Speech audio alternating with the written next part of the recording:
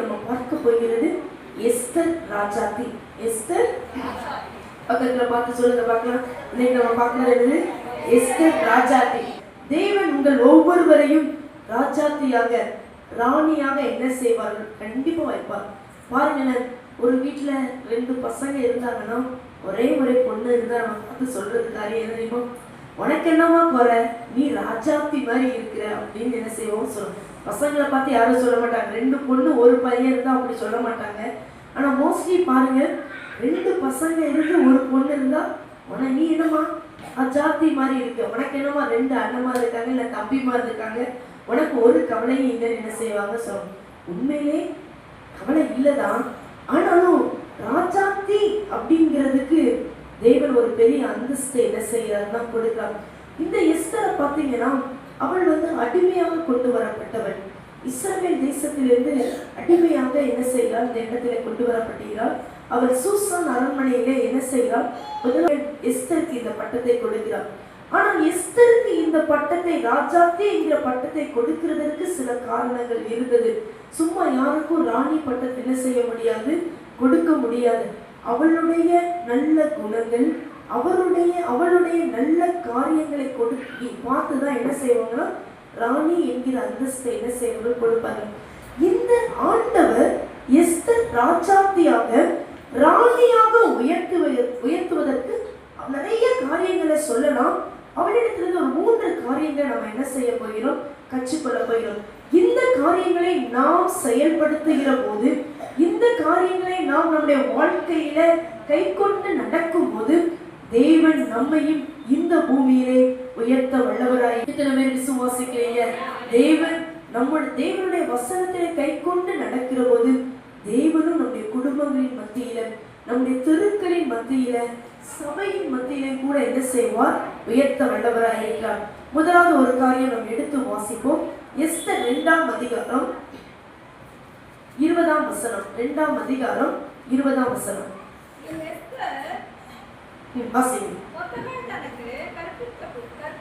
கற்பித்திருந்தபடி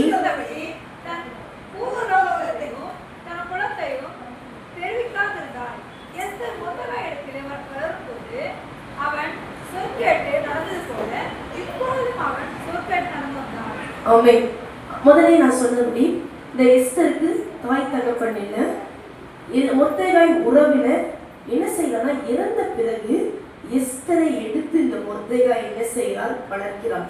வளர்க்கும் போது என்ன செய்யறார்னா, ஆண்டவரை பத்தி இந்த எஸ்தருக்கு என்ன செய்யறார்? நல்லா கற்றுக் கொடுக்கிறார். தன்னுடைய யூத குலத்தையும் தன்னுடைய இனத்தையும் பற்றி என்ன செய்யறார்? மொர்தெகாய் எஸ்தருக்கு நல்லா என்ன செய்யறார்? கற்றுக் கொடுக்கிறார். சூசான் அரண்மனையில ராணி இல்லாமல் இருக்கிற போது சூசான் அரண்மனையில ஒரு கட்டளை பிறப்பிக்கப்படுகிறது. என்ன கட்டளைனா, நம்முடைய என்ன ராணி இல்லை, அதனால ராணி என்ன செய்ய வேண்டும்? தேர்வு செய்யப்பட வேண்டும் என்று சொல்லி அங்கே இருக்கிற அந்த கிராமத்தில் இருக்கிற எல்லா கன்னி பெண்களையும் என்ன செய்கிறார்கள்? அழைக்கிறார்கள். யாரெல்லாம் அழகுள்ளவர்களாக திறமை உள்ளவர்களாக இருக்கிறார்களோ அவர்கள் எல்லாரையும் அரண்மனையிலே சேர்க்கப்படுகிறார்கள். இந்த அரண்மனையிலே நம்முடைய யூத குலத்தை சேர்ந்த எஸ்தரும் என்ன செய்கிறார்? சேர்க்கப்படுகிறார். அங்கே பார்க்கிற போது இந்த ராணியை பராமரிக்கிறதற்கு அநேக அதிகாரிகள், தலைவர்கள் என்ன பிரதானிகள் எல்லாம் வைக்கிறார்கள். அப்போ இந்த எஸ்தருக்கு என்ன, அந்த பிரதானிகளின் தலைவரிடத்துல ஒரு தயவு என்ன செய்கிறது? கிடைக்கிறது.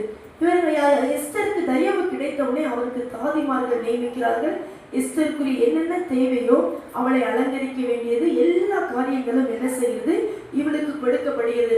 ராஜா ஒவ்வொரு வாட்டி என்ன செய்வாங்கன்னா, ஒவ்வொரு கன்னி பெண்ணை அழைப்பார். அப்போ அழைக்கும் போது யார் ராஜாவுக்கு பிரியமா இருக்கிறார்களோ, யார் ராஜாவின் கண்களுக்கு அழகாய் தெரிகிறார்களோ, யார் ராஜாவின் கண்களுக்கு திறமையானவர்களாய் தெரிகிறார்களோ அவர்கள் ராணி என்கிற பட்டம் என்ன செய்யப்படும்? கொடுக்கப்படும். எல்லாரும் என்ன செய்யறார்கள்? அழைக்கப்படுகிறார்கள். எஸ்தரின் முறையும் வந்தது. எஸ்தரின் முறையும் வந்தது. எஸ்தர் என்ன செய்கிறார்? ராஜாவின் முன்னாடி அழைக்கப்படுகிறார். ராஜாவுக்கு என்ன, அகாஸ்வேர் ராஜாவுக்கு எஸ்தரை பிடித்து விட்டது. எஸ்தரை பிடித்து விட்ட உடனே ராஜா என்ன செய்யறார்? எஸ்தருக்கு ராணி என்கிற பட்டத்தை என்ன செய்யறார்? கொடுத்துட்டார். இங்க பாருங்களேன், எஸ்தருக்கு ராணி என்கிற பட்டம் வந்து விட்டது. இப்ப என்ன நடக்குது அப்படின்னு பாத்தீங்கன்னா, மொர்தெகாய் சொல்றான். என்ன சொல்றானா, நீங்க அதே வசனத்தை வாசிங்க. 2:20. மொர்தெகாய் கற்பித்திருந்தபடி தன் பூர்வகத்தையும் தன் குலத்தையும் தெரிவித்தால் இருந்தார். எஸ்தர் மொர்தெகாய் இடத்தில் வளரும்போது அவன் சொற்கேட்டு நடந்தது போல இப்பொழுது அவன் சொற்கேட்டு நடந்து வந்தார். பாருங்க, முதலாவது ஒரு காரியம், எஸ்தர் இப்போ எப்படியா மாறிட்டா? ராணியாய் மாறிட்டா. ஆனா மொர்தெகாய் சொன்னா, நீ என்ன சொல்லக்கூடாது? நம்ம இனத்தை பத்தி என்ன செய்யக்கூடாது? சொல்லக்கூடாது. நம்ம யூத குலத்தை பத்தி என்ன செய்ய, நம்ம இதை பத்தி என்ன செய்யக்கூடாது? பேசவே கூடாது. அரண்மனையில என்ன செய்யலாம்? சொல்லி அனுப்புறான். இந்த எஸ்தர் செய்த காரியம் என்னவென்றால், அவள் அரண்மனையிலே அதனை குறித்து பேசவே இல்லை. ராணியாய் ஆய்விட்டாலும் அவள் என்ன செய்யலாம்? மொர்தெகாயின் வார்த்தையை சொற்கேட்டு நடந்தாள். என்ன முதலாவது ஒரு காரியம்னா, எஸ்தர் மொர்தெகாய்க்கு கீழ்ப்படிந்து இருந்தாள். பாருங்களேன், வளர்ப்பு அப்பா நம்ம பாருங்க, நம்ம பிள்ளைகளே, நம்ம பெற்ற பிள்ளைங்க நம்மளுக்கு என்ன செய்யாது? கீழ்ப்படியாது. ஆனா இது எஸ்தர் யாரு? அவங்க அப்பா அம்மா கிடையாது. மொர்தெகாய் அவளை எடுத்து என்ன செய்யறான்? வளர்க்கிறான். ஆனா வளர்ப்பு அப்பாவா இருந்தாலும், தன்னை உயர்ந்த ஸ்தானத்திற்கு வந்தாலும் எஸ்தர் என்ன பண்றா? மொர்தெகாயின் வார்த்தைக்கு கீழ்ப்படிந்து நடந்தார். அப்போ தேவன் நம்ம கிட்ட எதிர்பார்க்கிற ஒரு காரியம், நாம் தேவனுடைய வார்த்தைக்கு என்ன செய்ய வேண்டும்? கீழ்ப்படிய வேண்டும். சும்மா நம்ம சபையில பாருங்க, சபையில ஏறி வரணும்னா ஃபர்ஸ்ட் என்ன படி இருக்கும்? கீழ்ப்படி என்ன செய்யும்? இருக்கும். முதப்படி இந்த கீழ்ப்படியை ஏறிதான் எங்க வர முடியும்? சபைக்கு வர முடியும். எல்லா இடத்துலையும் அதே தான். அப்போ என்ன அப்படின்னா, நம்ம பெரியவர்களா இருந்தாலும் சரி, சிறு பிள்ளைகளா இருந்தாலும் சரி, வாலிபர்களா இருந்தாலும் சரி, நாம் செய்ய வேண்டிய முதல் காரியம் கீழ்ப்படிய வேண்டும். ஆண்டவரே பாருங்களேன், பலியை பார்க்கிலும் கீழ்ப்படிதலே உத்தமம் என்ன செய்யறார் சொல்றார். அப்போ இந்த பைபிள்ல அநேக ஆசீர்வாதங்கள் நமக்கு கொடுக்கப்பட்டு இருக்கிறது, அநேக வாக்கு தத்தங்கள் கொடுக்கப்பட்டு இருக்கிறது, அநேக நன்மைகள் கொடுக்கப்பட்டு இருக்கிறது. ஆனால் தேவன் என்ன செய்யணும்? எதை நம்மளுக்கு கட்டளையிட்டு இருக்குன்னா, கீழ்ப்படிய வேண்டும் என்று என்ன செய்கிறார்? சொல்லியிருக்கிறார். நமக்கு சுயசித்தம் என்ன செய்து கொடுக்கப்படுது பாருங்கள். ஆண்டவர் ஏதேன் தோட்டத்தை உருவாக்கினார். ஏதேன் தோட்டத்தை உருவாக்கி ஆதாமை ஏவாளை என்ன செய்யறார்? வைக்கிறார். வைக்கும் போது சொல்லுகிற ஒரு வார்த்தை என்னன்னா, நீ எல்லாத்தையும் சாப்பிடலாம்ப்பா, உனக்கு எல்லாத்துலயும் என்ன செய்யலாம்? நீ சாப்பிடலாம், நல்ல சந்தோஷமா இருக்கலாம். ஆனா அந்த நடுவில் இருக்கிற ஜீவ விருட்சத்தின் கனியை மாத்திரம் என்ன செய்யாத, நன்மை தீமை அறியத்தக்க கனியை மாத்திரம் என்ன செஞ்சிடாத, சாப்பிடாத என்று சொல்லியிருக்கார். அப்போ பாருங்களேன், ஆண்டவர் நமக்கு கொடுத்த ஒரு கட்டளை என்னன்னா, கீழ்ப்படிய வேண்டும் என்று என்ன செய்யறார்? சொல்லுகிறார். இந்த எஸ்தர் ராணியாய் ஆனாலும் ராஜாத்தியாய் ஆனாலும் பாருங்களேன், மொர்தெகாய் தினமும் வந்து என்ன செய்வானா? அந்த அரண்மனை உச்சத்துல என்ன செய்வானா? உலாவி கொண்டு இருப்பான். இந்த எஸ்தர் என்ன செய்வானா? அவன் சொல் போயிட்டு தான் என்னென்ன நடக்குது அப்படிங்கிறத என்ன செய்வானா? எஸ்தர் மொர்தெகாய்க்கு சொல்லி கொடுப்பான். மொர்தெகாய் ஆலோசனை சொல்லுவான். அப்ப அந்த ஆலோசனையை கேட்டுதான் இந்த எஸ்தர் ராணி என்ன செய்யறான்னா நடக்கிறான். அதனாலதான் தேவன் அவளை உயர்த்துகிறதற்கு ஒரு காரணம் கீழ்ப்படிதல். அப்போ நம்ம வாழ்க்கையில சில நேரங்கள்ல சில ஆசீர்வாதங்கள் தடைபடுகிறது தான், நாம் அதை நிதானித்து அறிந்து தேவனுடைய வார்த்தைக்கு என்ன செய்ய வேண்டும்? கீழ்ப்படிய வேண்டும். மரியாள் பாருங்க, திராட்சரசம் குறைபட்ட போது இயேசு என்ன சொல்கிறாரோ அதன்படி செய்யுங்கள் என்று என்ன செய்கிறார்? கட்டளை கொடுக்கிறார். அப்ப அந்த வேலைக்காரரும் பாருங்க, ஆண்டவர் என்ன சொன்னாரோ அதெல்லாம் என்ன செஞ்சாங்க. அப்ப நம்ம கீழ்ப்படுகிற போது தேவன் நமக்கு என்ன செய்யறாருன்னா ஆசீர்வாதத்தை வைத்திருக்கிறார். சவுளுடைய வாழ்க்கையிலையும் ராஜா என்கிற அந்த தள்ளப்பட்டது ஒரு காரணம், சவுல் என்ன செய்யவில்லை? கீழ்ப்படியவில்லை. நாமும் என்ன செய்ய வேண்டும்? கீழ்ப்படிய வேண்டும். பிள்ளைகள் பெற்றோருக்கு கீழ்ப்படிய வேண்டும். பெற்றோர்கள் என்ன செய்ய வேண்டும்? நமக்கு கணவன் மனைவி ரெண்டு பேரும் சேர்ந்து என்ன செய்யணும்? ஒருமனமா என்ன செய்ய வேண்டும்? செயல்பட வேண்டும். ஒருத்தருக்கு ஒருத்தர் விட்டு கொடுத்து என்ன செய்ய வேண்டும்? செயல்பட வேண்டும். நாம் ஏதோ நான் எனக்கு என்ன அப்படின்னு சொல்லி என்ன செய்யக்கூடாது? ஒரு நாள் என்ன செய்யக்கூடாது? இருக்கக்கூடாது. மாஸ்டருமே அடிக்கடி சொல்லுகிற ஒரு காரியம், யாராவது ஒருத்தருக்காவது கீழ்ப்படிந்து என்ன செய்ய வேண்டும்? நடக்க வேண்டும். நான் இஷ்டத்திற்கு என்ன செய்யக்கூடாது? எனக்கு எல்லாம் தெரியும், எனக்கு எல்லாமே நான் பார்த்து கொள்வேன், நான் வளர்ந்துட்டேன், எனக்கு தெரியாது என்று என்ன செய்யக்கூடாது? சொல்லக்கூடாது. பிள்ளைகள் பெரியவர்களுடைய வார்த்தை கீழ்ப்படிய வேண்டும். பெரியவர்கள் உங்களுக்கு மேலானவர்கள் சொல்லுகிற ஆலோசனை கீழ்ப்படிய வேண்டும். ஆவிக்குரிய பெற்றோருக்கு கீழ்ப்படிய வேண்டும். நாம் அப்படி கீழ்ப்படுகிற போது தேவன் நம்மை உயர்த்த வல்லவராய் இருக்கிறார். எத்தனை பேர் சொல்றீங்க, நான் என்ன செய்வேன், தேவனுடைய வார்த்தைக்கு என்ன செய்வேன், கீழ்ப்படுவேன். பிள்ளைகளுக்கு ஒரே கட்டளை, நீங்க என்ன செய்யணும், பெற்றோருக்கு என்ன செய்ய வேண்டும், கீழ்ப்படிய வேண்டும். கீழ்ப்படுகிற போது தேவன் நம்மை உயர்த்த வல்லவராய் இருக்கிறார். இரண்டாவது ஒரு காரியம் எடுத்து வாசிப்போமாக. எஸ்தர் 4ஆம் அதிகாரம் 8ஆம் வசனம் 16ஆம் வசனம்.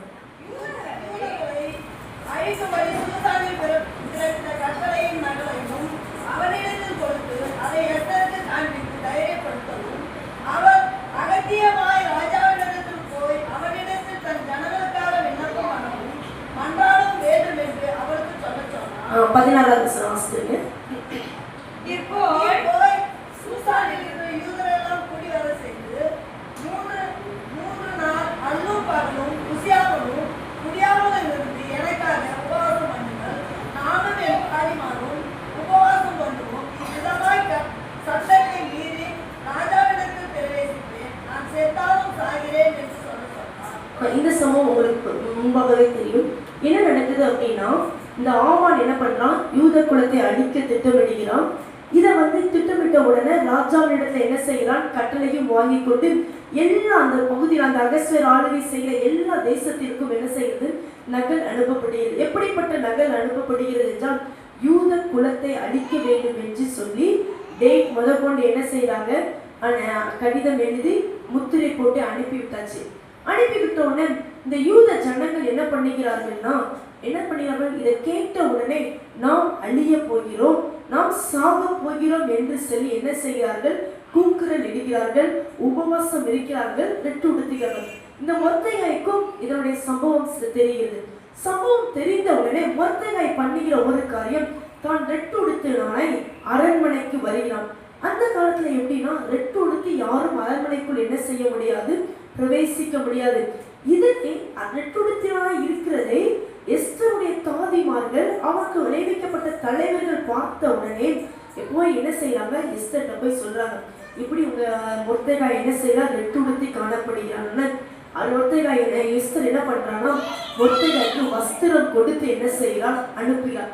இந்த வஸ்திரத்தை மொர்தெகாய் ஏற்றுக்கொள்ளவில்லை. அவள் என்ன செய்யறான்னா, சொல்லி அனுப்புறான். என்ன சொல்லி அனுப்புறான்னா, நம்ம எல்லாரும் என்ன செய்ய போறோம், சாக போறோம், நீ என்ன செய்ய, ராஜாவின் இடத்துல போய் என்ன செய்ய, விண்ணப்பம் பண்ணு என்று என்ன செய்யறா சொல்றான்.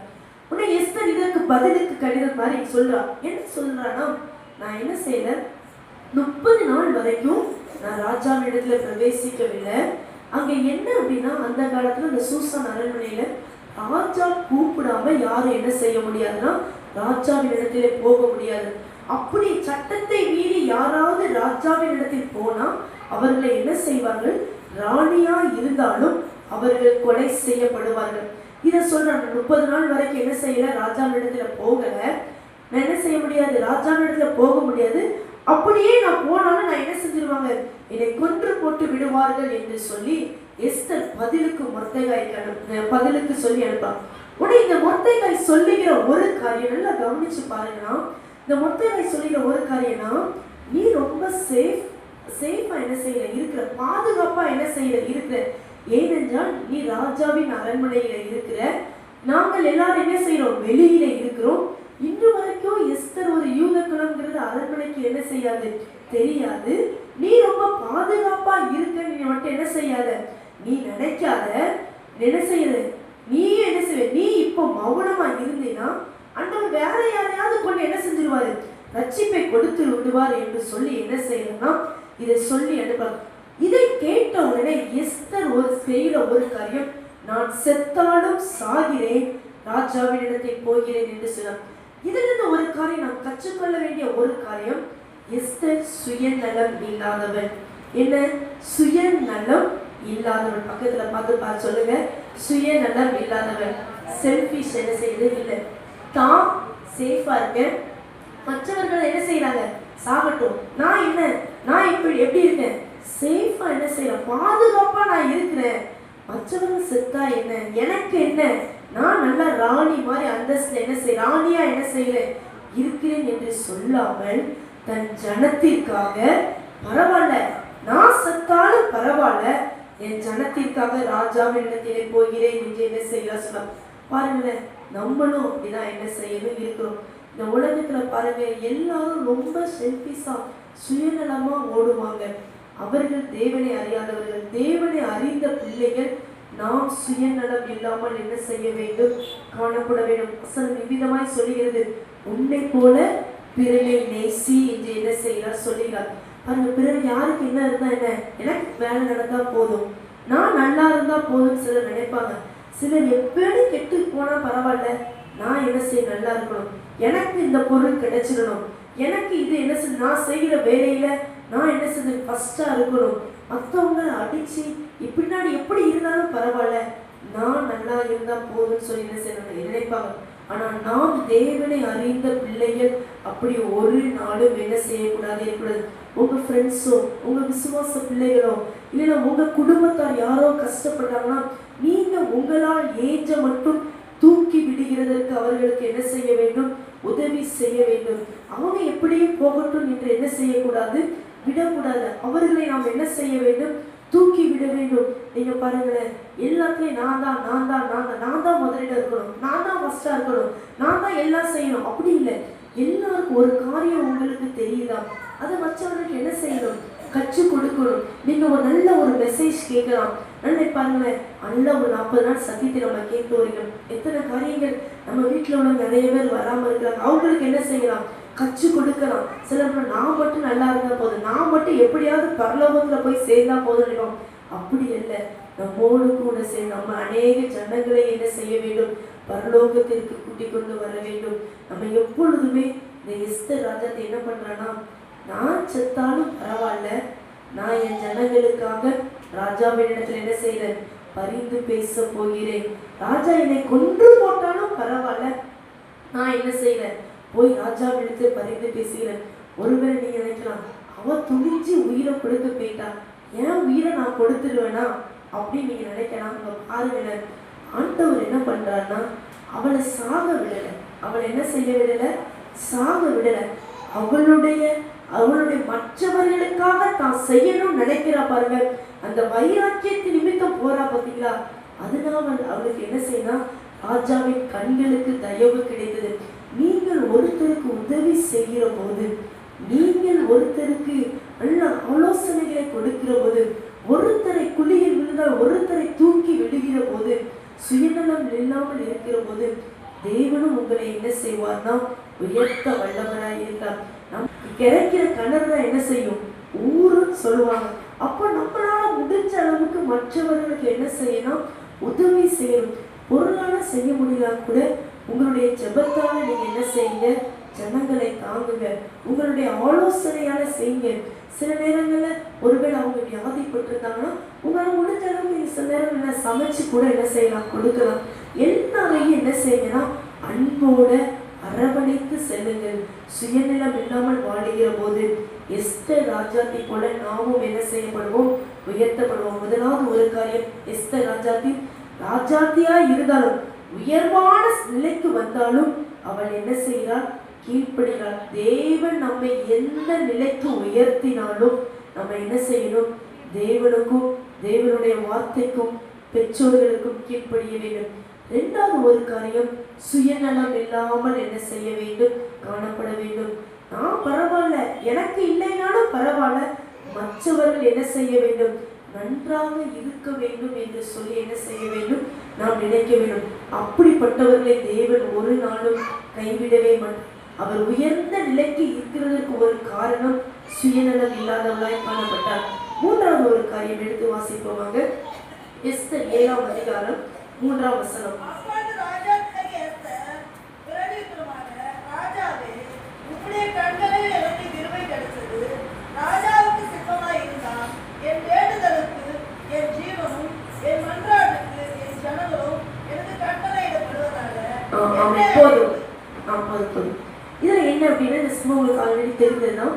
இப்ப என்ன பண்றான்? எஸ்தர் ராஜாவின் அரண்மனைக்கு என்ன செய்யலாம் போயிட்டான். இதுக்கு முன்னாடி ராஜாட்ட போய் சொல்றான். ராஜா பொற்செங்கல் நீட்டுறாரு. நீட்டின உடனே ராஜா கேட்கிறார், உனக்கு என்ன வேண்டும் என்று கேட்கிறார். அப்போ கேட்ட உடனே நீங்க என்ன செய்யணும்? நான் வைக்கிற விருந்துக்கு நீங்களும் அவமானம் என்ன செய்ய வேண்டும்? வர வேண்டும் என்று சொல்கிறார். நீ 2ஆவது நாள் என்ன செய்யறாரு? ராஜா மறுபடியும் கேட்கிறார். நீங்க என்ன செய்யணும்? இதே போல 2வது நாளும் என்ன செய்ய வேண்டும்? விருந்துக்கு வர வேண்டும் என்று என்ன செய்கிறார் சொல்றார். இந்த ராஜா மறுபடியும் கேட்கிற உங்களுடைய மன்றாட்டு என்ன? அப்போ எஸ்தர் சொல்லுகிற ஒரு காரியம், என்னுடைய ஜனங்களை அழிக்க ஆமான் வகை தேடினான் என்று என்ன செய்ய சொல்றார். இதுல இருந்து நம்ம என்ன கற்றுக்கணும்? தன் ஜனத்திற்காக அவள் ராஜாவின் இடத்தில மன்றாடினாள். நாம் செய்ய வேண்டியது, நாம் நம்முடைய ஜனங்களுக்காக, நம்முடைய தேசத்திற்காக, நம்முடைய குடும்பத்தாருக்காக, நம்முடைய சகோதர சபையிலே காணப்படுகிற விசுவாச பிள்ளைகளுக்காக நாம் ஜெபிக்க கடன்பட்டவர்களாய் இருக்கிறோம்.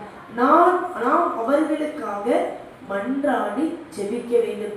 இந்த எஸ்தர் ராஜா என்ன பண்றா? ஜனங்கள் அழிக்க கூடாது என்று சொல்லி ராஜாவின் இடத்துல போய் என்ன செய்யலாம்? ராஜாவே, என்னுடைய ஜனங்களை அழிக்க ஆமான் திட்டம் தீட்டி எல்லா நாடுகளுக்கும் கடிதம் அனுப்பப்பட்டது. என்னுடைய ஜனங்களை அழிக்க நினைக்கிறார்கள் என்று சொல்லி என்ன செய்யலாம்? ராஜாவின் இடத்துல போய் மன்றாடுகிறார். அப்போ நம்ம யார்கிட்ட மன்றாடணும்? ரட்சிக்கப்படாத ஜனங்களுக்காக. நம்ம தேசத்துல பாருங்க, எத்தனையோ ஜனங்கள் ரட்சிக்கப்படாமல் இருக்கிறார்கள். அவர்களுக்காக நாம் என்ன செய்யணும்? மன்றாடி ஜெபிக்க வேண்டும். நம்ம தேசத்தின் தலைவர்களுக்காக நாம் மன்றாடி ஜெபிக்க வேண்டும். நம்மை சுற்றி இருக்கிற நம்ம தெருக்களிலே காணப்படுகிற ஜனங்களுக்காக நாம் ஜெபிக்க வேண்டும். நம்ம சபையில இருக்கிற விசுவாச பிள்ளைகளுக்காக நாம் ஜெபிக்க வேண்டும். இந்த எஸ்தர் ராஜாவை என்ன செய்யலாம்? அதை தான் செய்யலாம். ராஜாவின் இடத்துல போய் என்ன பண்றான்? மன்றாடி கேட்கிறான். எப்படியாவது என்ன செஞ்சிருக்க? என்னுடைய ஜனத்தை காப்பாற்றி விடுங்கள் என்று சொல்லி மன்றாடி ஜெபிக்கிறான். பாருங்களேன், உலோகத்தில் இருக்கிற ராஜாவே அவனுடைய மன்றாட்டை கேட்டு அந்த இது என்ன செய்யுது? அவன் அழிக்க திட்டமிட்டது எல்லாம் கேன்சல் ஆகுது. ஆனா நம் பரலோகத்தில் இருக்கிற ராஜா நாம் ஜெபிக்கிற ஜெபத்திற்கு, நாம் ஜெபிக்கிற மன்றாட்டிற்கு அவர் பதில் கொடுக்க வல்லவராயிருக்கார். ஒருத்தர் உங்ககிட்ட வந்து பிரச்சனையை சொல்றாங்களா? உனக்கு இதுதான் தேவை, நீ இப்படி செஞ்ச அப்படின்னு சொல்லாம நீங்க என்ன தெரியுமா சொல்லணும்? சிஸ்டர் கவலைப்படாதீங்க, பிரதர் கவலைப்படாதீங்க, நான் உங்களுக்கு என்ன செய்யறேன்? ஜெபிக்கிறேன்.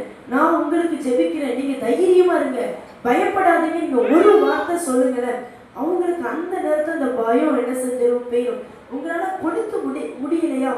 சிஸ்டர், நான் உங்களுக்கு துணையா இருக்கிறேன், நான் உங்களுக்கு என்ன செய்யறேன்? ஆண்டவருக்கு நான் ஜெபிக்கிறேன், உங்க காரியம் என்ன செய்யும்? மாறுதலாய் முடியும் அப்படின்னு சொல்லி சொல்லுங்க. அவங்க ரொம்ப தைரியமா இந்த சிஸ்டர் எனக்காக என்ன செய்யறாங்க? ஜெபிக்கிறாங்க என்கிற ஒரு சந்தோஷம் என்ன செய்ய காணப்படும். நீங்க ஜெபிக்கிற போது, யோபு ஜெபித்த போது தேவன் அவனுடைய சிறையிருப்பை மாற்றினார். அப்போ நீங்க மற்றவர்களுக்காக ஜெபிக்கிற போது தேவன் உங்களுடைய சிறையிருப்பையும் மாற்ற வல்லவர். இங்க எஸ்தர் ராஜாத்தை பாருங்களேன், மற்ற யூத ஜனத்துக்காக என்ன செய்யலாம்? பண்றாங்களா? இவன் என்ன செய்கிறார்? பட்டத்தின் ராணியாகவே என்ன செய்கிறார்? இருக்கிறார். அப்போ தேவன் நம்மளை உயர்வாக உயர்த்த வேண்டும் என்றால், நம்முடைய உயர்ந்த ஸ்தானத்தில் கொண்டு வர வேண்டும் என்றால், நாம் ஜெபிக்கிறவர்களாய் என்ன செய்ய வேண்டும்? காணப்பட வேண்டும். ஜெபிக்கிற ஜெபத்திற்கு தேவன் பதில் கொடுக்கிறவராய் என்ன செய்கிறார்? காணப்படுறார். நீங்க ஜெபிச்சா நிச்சயம் தேவன் என்ன செய்வார்? பதில் கொடுப்பார். நீங்க நினைக்கலாம், என்னுடைய ஜெபத்திற்கெல்லாம் ஆண்டவர் பதில் தருவாரா நினைக்கலாம். ஆனா நிச்சயமா என்ன செய்வார்? தேவன் பதில் கொடுக்க வல்லவராய் இருக்கிறார். 3 காரியங்களை பார்த்தோம். எஸ்தர் ராஜாத்தியாய் உயர்ந்ததற்கு ஒரு காரணம், முதலாவது கீழ்ப்படிதல். இந்த கீழ்ப்படிதலை என்ன செய்யக்கூடாது? ஒரு நாளும் நாம் விட்டு விடவே கூடாது. நாம் இந்த உயிரோடு இருக்கும் மட்டும் நாம் தேவனுடைய வார்த்தைக்கு கீழ்ப்படுகிற போது தேவன் நம்மை படிப்படியாக உயர்த்தி கொண்டே வருவார். சிலர் உயர்ந்த ஸ்தானத்திற்கு வந்த உடனே தேவனுடைய வார்த்தையெல்லாம் மறந்து விடுவார்கள், வசனத்தை மறந்து விடுவார்கள். நமக்கு அப்படிப்பட்ட எந்த நிலை என்ன செய்யக்கூடாது? வரவே கூடாது. எப்பேற்பட்ட நிலையிலும் நாம் என்ன செய்ய வேண்டும்? கீழ்ப்படிய வேண்டும். 2வது ஒரு காரியம், சுயநலம் இல்லாமல் வாழ வேண்டும். செல்ஃபிஷா எப்பவுமே என்ன செய்யக்கூடாது? இருக்கக்கூடாது. சின்ன பிள்ளைங்க தான் செல்ஃபிஷா இருப்பாங்க. நம்மெல்லாம் முதிர்ந்த விசுவாசிகளாக நம்ம என்ன செய்யணும்? வளர்ந்து கொண்டே வருகிறோம். எல்லாருக்கும் என்ன செய்யணும்? விட்டு கொடுக்கணும். சபையில எப்பவுமே நான் தான் அப்படின்னு என்ன செய்யக்கூடாது? இருக்கணும். சில நேரங்கள் சில பொறுப்புகள் எல்லாருக்கும் பகிர்ந்து கொடுக்கிற போது அவங்கள பின்னாடி இருந்து என்ன செய்யணும்? உற்சாகப்படுத்தணும். நம்ம எனக்கு இந்த பொறுப்பு எனக்கு தான் அப்படின்னு என்ன செய்யக்கூடாது? நினைக்கக்கூடாது. எல்லாருக்கும் என்ன செய்யணும்? விட்டு கொடுக்கணும். எல்லாரையும் வளர வைக்கணும். சுயநலம் இல்லாம எல்லாரையும் நீங்க வளர்த்து பாருங்க. ஆண்டவர் உங்களை மென்மேலும் ஆசீர்வதித்து அநேக திறமைகளையும் தாளத்தையும் கொடுக்க வல்லவர். மூன்றாவது ஒரு காரியம், தன் ஜனத்திற்காக மன்றாடினார். நாமும் என்ன செய்யணும்? ஜெபிக்கிறவர்களாய் காணப்பட வேண்டும். நாமும் நம்முடைய தேசத்திற்காக, நம்ம தேசத்தின் ஜனங்களுக்காக, நம்ம தேசத்துல காணப்படுகிற எல்லாருக்காகவும், நம்ம தெருக்கல்ல காணப்படுற குடும்பங்களுக்காக ரட்சிக்கப்பட நாம் என்ன செய்ய வேண்டும்? ஜெபிக்க வேண்டும். நாம் ஜெபிக்கிற ஜெபத்திற்கு தேவன் நம்மை உயர்ந்த நிலைக்கு கொண்டு செல்ல வல்லவராய் இருக்கிறார். நீங்க மற்றவர்களுக்காக ஜெபிக்கும் போது தேவன் உங்க சிறையிருப்பை மாற்றுவார். ரெட்டிப்பான நன்மைகளை தேவன் என்ன செய்வார்னா கொடுப்பார். யோபுக்கு பாருங்களேன், இழந்தது கொஞ்சமா இருந்தாலும் அவர் தன்னுடைய சிநேகிதருக்காக ஜெபித்த போது ரெட்டிப்பாய் ஆண்டவர் என்ன செய்வார்னா கொடுப்பார். நீங்களும் ஜெபிக்கிற போது தேவன் உங்களை ரெட்டிப்பாய் மாற்ற வல்லவராய் இருக்கிறார். எத்தனை பேர் விசுவாசிக்கிறீங்க? எத்தனை